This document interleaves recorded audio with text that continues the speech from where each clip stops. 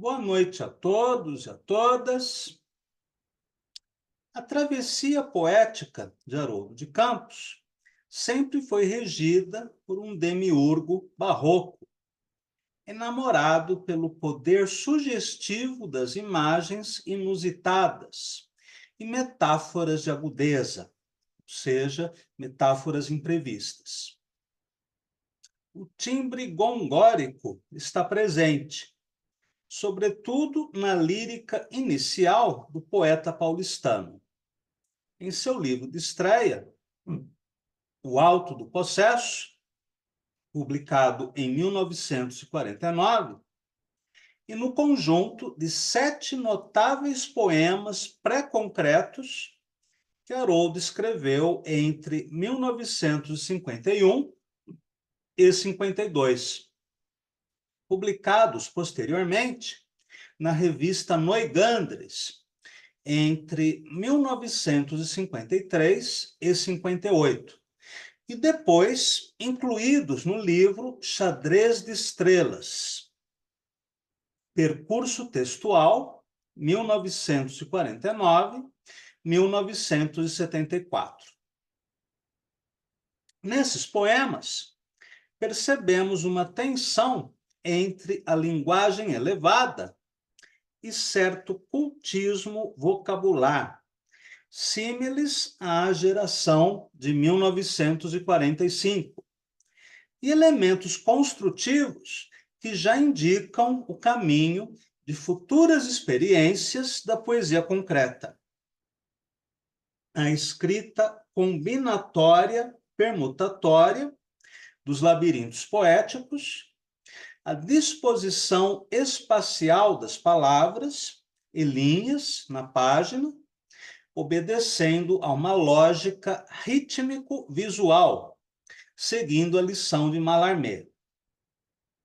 O emprego de neologismos e palavras valise, à maneira de James Joyce, e a desconsideração de fronteiras entre prosa e poesia, em favor de textos híbridos, recursos que serão radicalizados posteriormente no livro Galáxias. Nos poemas A Cidade e Thalassa, escritos em 1951, predominam a sintaxe discursiva linear, a imagética surrealizante, por exemplo, nos versos: o mar varonil com seus testículos de ouro, o mar com seu coração cardial de folhas verdes. As sentenças enigmáticas, com ecos de Fernando Pessoa, ele mesmo, por exemplo, aqui: o enterrado é o que jaz em sua cidade de pedra. Os jogos conceituais, que incorporam referências de diferentes mitologias, como na linha O que viu as nascentes do Nilo, o que viu o pássaro roca. E a mestiçagem simbólica e semântica de diversos repertórios culturais, como na linha Onde a ave do paraíso é um íris de aliança e a fênix devora os rubis de si mesma, elementos norteadores de seu primeiro cadinho poético. Como nós vimos nas 2 primeiras aulas, Haroldo faz essa mistura, de elementos de várias mitologias, de várias culturas, tanto culturas mesopotâmicas, como a dos sumérios, dos assírios, dos babilônicos, quanto elementos tibetanos, indianos, gregos e cristãos. Pois bem, a ruptura radical que abre caminho para a poesia concreta tem início com Ciropédia ou A Educação do Príncipe, que leremos agora. Eu já enviei para vocês o arquivo desse poema pelo WhatsApp, Então, vocês podem acompanhar a leitura.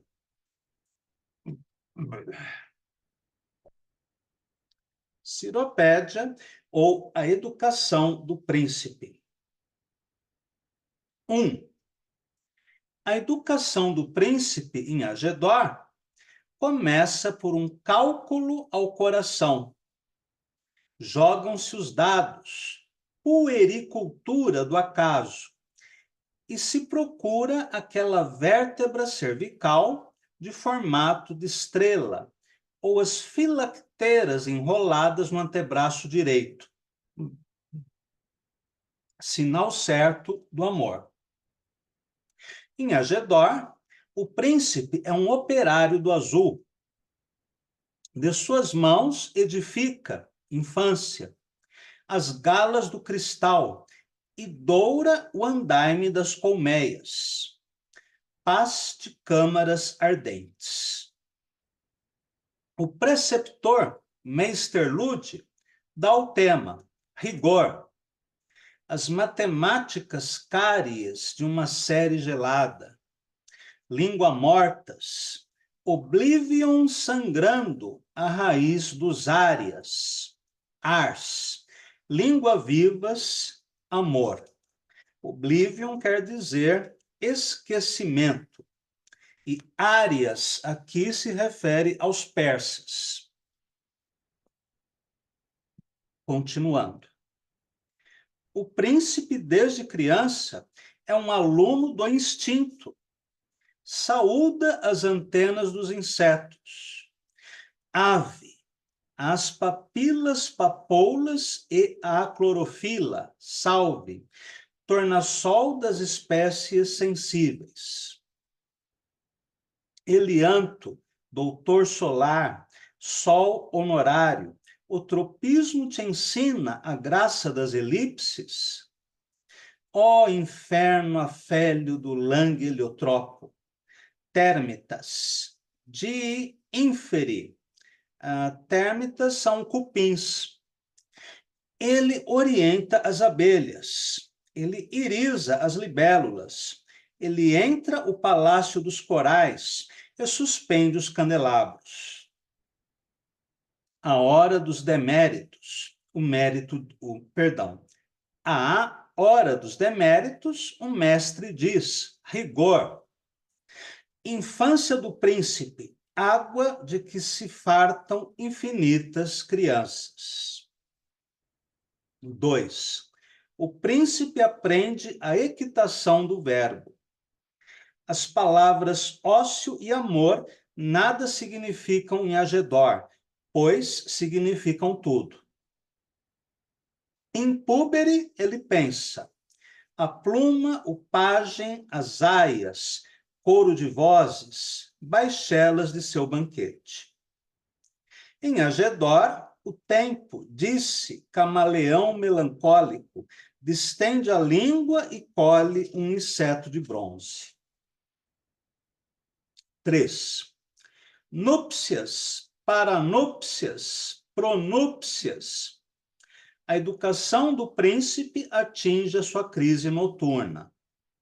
Congregação de rubis, a puberdade instaura a missa rubra.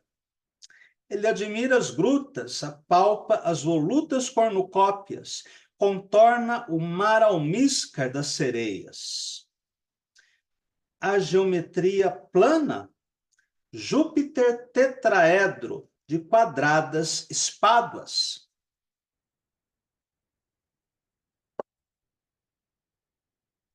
Drósera, rotundifolia, amálgama de sílabas cardeais. Labilingue, ele diz, amor. Larva do beijo, ninfa nibelungue, de um ciclo de legendas. A palavra legendas aqui quer dizer lendas. E Nibelung se refere aos Nibelungos, né? Aqueles anões da mitologia nórdica.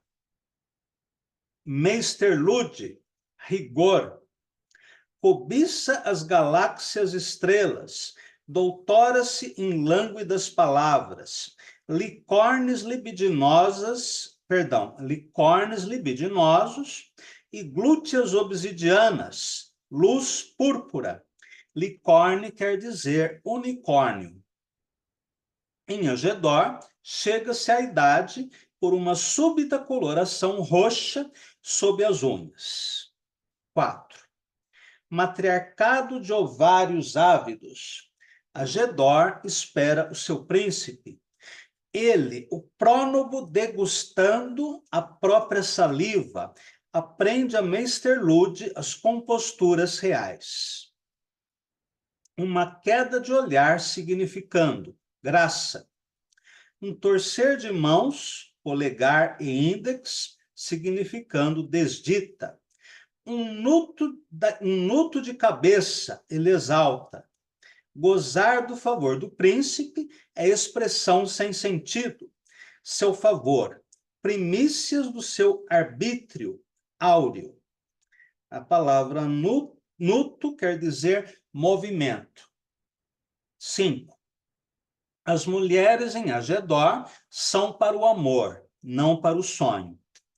Elas erguem os joelhos, estendem os rios lazuli e ofertam ao forasteiro o sexo bivalve. Melicomeide, doce ridente, vulveludosas mulheres, valvas cor crepúsculo, calipígias. A palavra calipígia se refere a Vênus de belas nádegas, que é uma das representações de Vênus. Sorriem em bandos, infestam as ruas em Agedor. 6. Meisterlude ensinou-lhe o peso das vogais. Plúvia e dilúvio, sombra e umbra, penumbra. E ele compôs uma criatura sonora, áurea musa rondina alúvia, que cintila como um cristal e possui 13 fulgurações diferentes. 7. Ornitorrinco, animal litúrgico, ocarinas silvestres e ouriços marinhos, disputam teu sexo ambíguo. Relojoeiros e armas brancas, a ordem cronômetro dos lugares comuns, decretam teu velório e cinzas. Espalmas, anêmonas como cabeças cortadas, rosas abertas mostrando o maquinismo, um rubino coração pasteurizado dos relógios. Eis a gruta e a voluta, as sílabas fêmeas e o falcão viril. Como joelhos no cio, moendas, mandíbulas, tauromaquia, garganta de um poente de touros, degolados, gongas, orológio, ornitorrincorológio, rigor, único protocolo do príncipe, mas seu favor te adula, animal litúrgico, cede à simpatia de tua íris melíflua, ou seja, suave. Cumpridos os deveres de ofício e as rotinas salubres, teu olhar lubre e amoroso, tua gluent pupila. 8. Aquele silencioso cortejo em véus finados, casamento em Agedor, noções de baixo ventre. Quando as araquinessaxilas tecem as teias de ouro à luz, e o pubis revela hostiário de corais, o paraninfo enverga as luvas, pudendum. Pudendum, né, se refere ao nervo pudendum. São os rios de orgasmo, e gemas de ovo em albuminas mel. Verenda muliébria, capela em mucosa barroca, tarântulas de cio e seda, a tâmaras ardentes, pudendum. Para o príncipe, um jogo aos canibais. Lost Paradiso, abrindo em rosas de necrose. 9. Os fastos em Agedor. O príncipe recebe os seus brasões de estado, Blau. A golpes de sinopla impera, as armas. Beber desta água é uma sede infinita. A educação do príncipe, lição de coisas luminosas, obreiros para as obras do acaso. 10. Quod príncipe placuit, ele decreta a idade de ouro, ele proclama a trégua dos cristais, luciferário, urbe e orbe, lendo a távola de esmeralda do seu arbítrio, ordália de leões bifrontes. O idioma terno, defesa e ilustração do escafandrista às raízes, nox animae, desesperado, enamor, o verbo, esta loucura, furor verbi, wortlib motamur, love word, o idioma terno, o há muito tempo, o desde sempre, o nunca mais. Flor última, mirabilis miranda, caíram as estátuas de metal. E hilaritas tem voco, domadora de hienas e alinas. E os chacais do sarcasmo, negro humores. Ele trafica em as, ele madrepérola o abismo, ele exige ao azul a explicação azul. Todo amoroso grita, o umbilical, a árvore ave, para o babelidioma, a onfalossárvore. Vós, aérticos, nigromante, malfatore, psicofãs, idiomacida, verbifalsário, ele, a aventura, o périplo, a alquimia, a argonal, o argonauta, o imenso dário. Laus verbi, armada ao grande vento, juventude do ano, florindo a árvore fóssil. Trabalho de mineiros. Perfuratriz ao coração de múmias nafta. O idioma terno, ou a duras penas, ou em outros tempos, ou ainda um dia, ar. Áurea musa rondina alúvia, fada de rouxinóis e frêmito de alas, labilira, naia de mondilúnio dos vocábulos flauta, verão de cigarras cítalo-dolorosas. Nublio bervolucre vos. Em tuas mãos o entrego, ars. 11. Beber desta água é uma sede infinita. Depois desse poema, eu vou buscar uma água e já volto.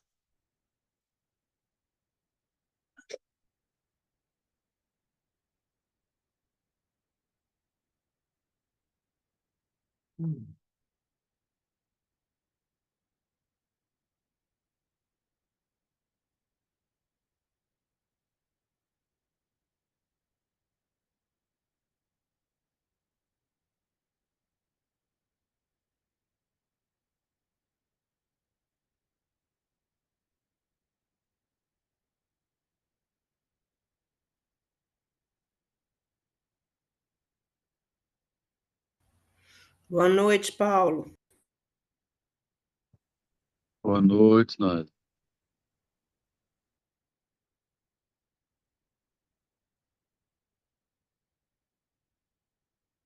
Tudo bem? Vamos continuar. Neste poema, escrito em 1952, Haroldo de Campos atira o dardo mais longe. Neste poema de formação, ou Bildungsgedicht, ou Retrato do Poeta quando jovem, para citarmos definições do próprio autor, encontramos a presença joyciana já na epígrafe. You find my words dark. Darkness is is in our souls. Do you not think? Você acha minhas palavras escuras. A escuridão está nas nossas almas, você não acha? O espectro de Joyce percorrerá todo o poema, seja nos neologismos ou palavras valise,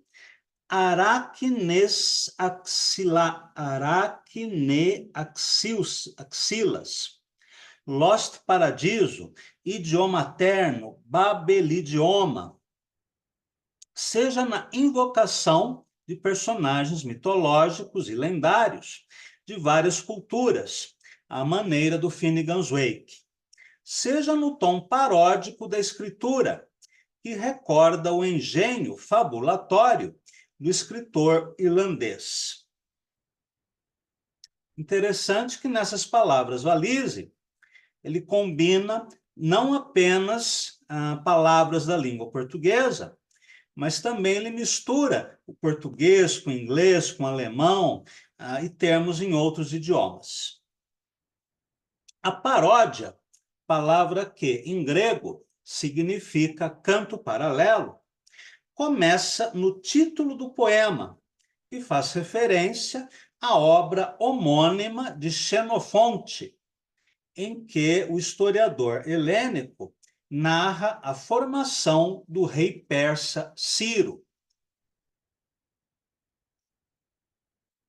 Lembrando que em antigas culturas, como a cultura persa, a cultura japonesa, na época dos samurais, e em várias outras, a própria cultura grega, o príncipe, o aristocrata, ele não apenas aprendia artes militares, o manejo da espada, do arco e flecha, da lança, a equitação, mas também filosofia, poesia e normas cerimoniais de corte e etiqueta. No caso dos gregos, até filosofia, né? Alexandre teve como preceptor Aristóteles. Os samurais conheciam muito bem os clássicos da poesia e da filosofia chinesa e japonesa, e assim por diante. A ambientação do poema haroldiano é alegórica.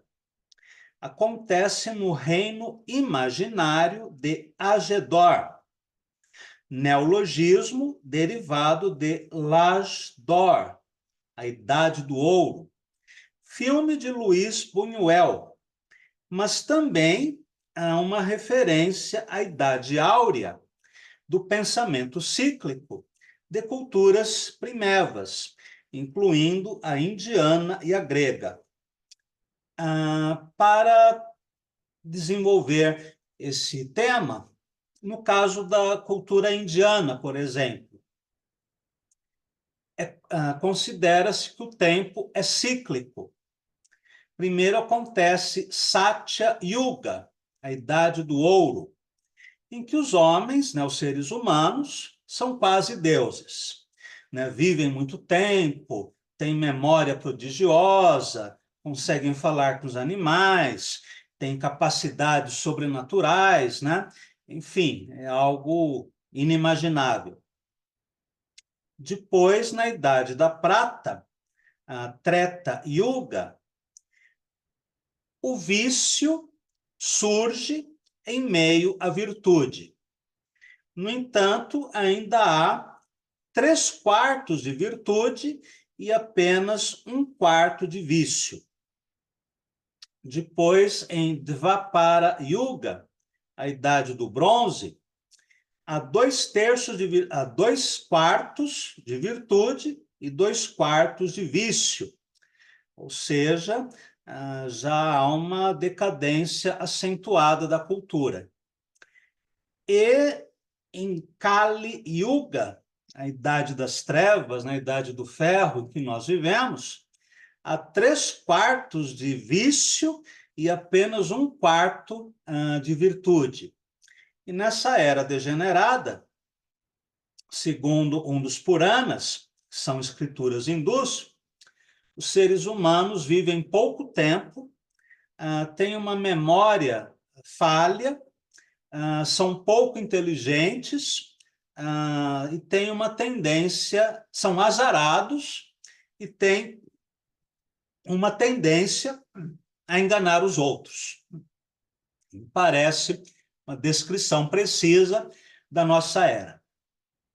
Então, essa Agedor, nessa Idade do Ouro, é uma época mítica, né?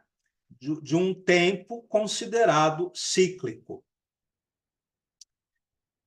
E nessa narrativa alegórica, o tempo é também plural. Nós temos aqui citações de palavras, personagens e acontecimentos de diferentes épocas e culturas, o que dissolve a dimensão histórica no mar da escritura, oceano barroco, sincrônico, em que impera o princípio da simultaneidade, tudo ao mesmo tempo agora.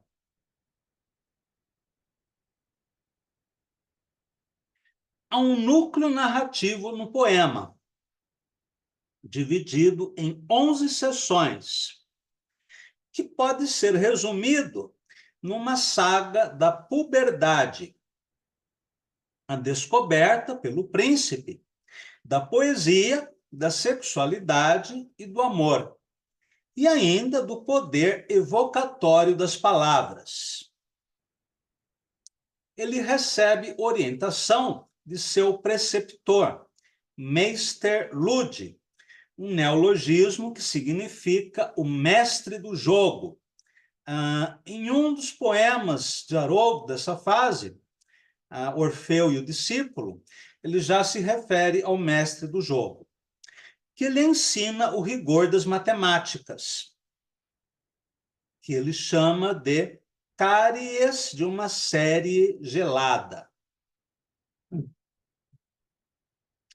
O adolescente e futuro soberano, porém, é um aluno do instinto, como diz Haroldo. Saúda as antenas dos insetos, orienta as abelhas e iriza as libélulas.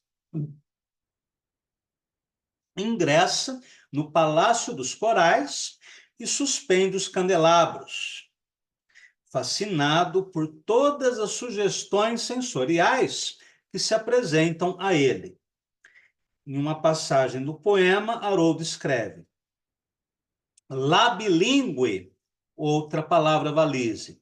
Ele diz: amor, larva do beijo, ninfa nibelungue de um ciclo de legendas. O príncipe cobiça as galáxias estrelas, doutora-se em lânguidas palavras, licórnios libidinosos e glúteas obsidianas, luz púrpura. As mulheres de Agedor, por sua vez, são para o amor, não para o sonho. Elas erguem os joelhos, estendem os rios lazuli e ofertam ao forasteiro o sexo bivalvo. Passagem que faz referência às prostitutas sagradas dos templos babilônicos, tema já abordado por Haroldo de Campos no Alto do Possesso, naquele poema que diz: joguei moedas sobre os teus joelhos, que nós já estudamos em aula. A educação dos 5 sentidos do príncipe, estimulada por toda sorte de imagens dos mundos vegetal, animal, mineral e pela própria luxúria semântica, atinge seu clímax no sexto segmento, onde Meister Lud, aliando o rigor das matemáticas à alquimia poética, cria um insólito monstro semiótico, áurea musa rondina alúvia, ancestral de futuras teratologias.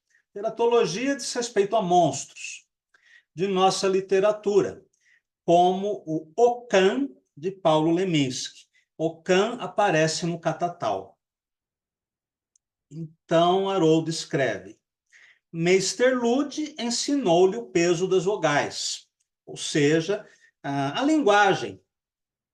Plúvia e dilúvio, sombra e umbra, penumbra. E ele compôs uma criatura sonora, áurea musa rondina alúvia, que cintila como um cristal e possui 13 fulgurações diferentes.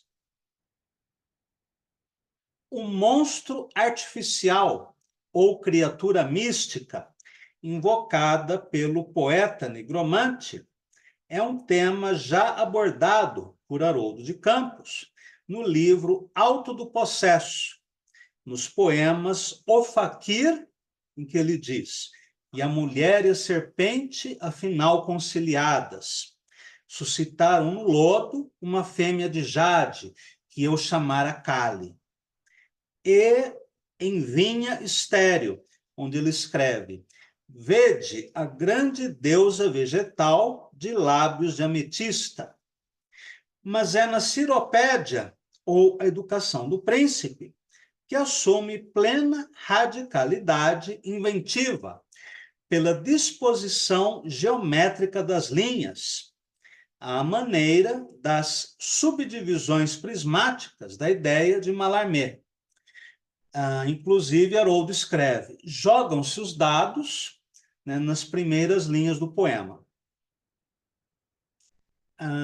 Então, ele atinge essa plena radicalidade pela disposição geométrica das linhas, pela construção neológica joyciana, as palavras valise, e pela capacidade de geração e multiplicação de significados, à maneira da obra de arte aberta.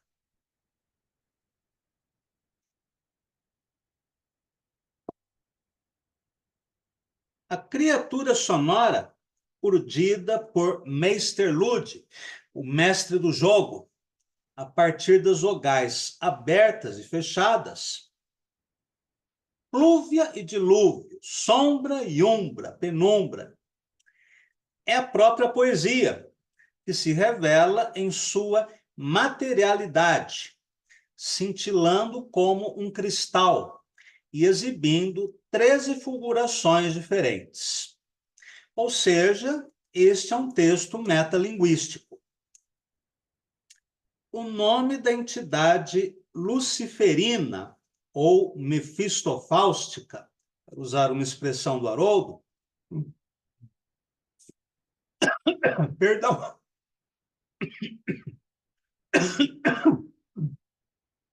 perdão.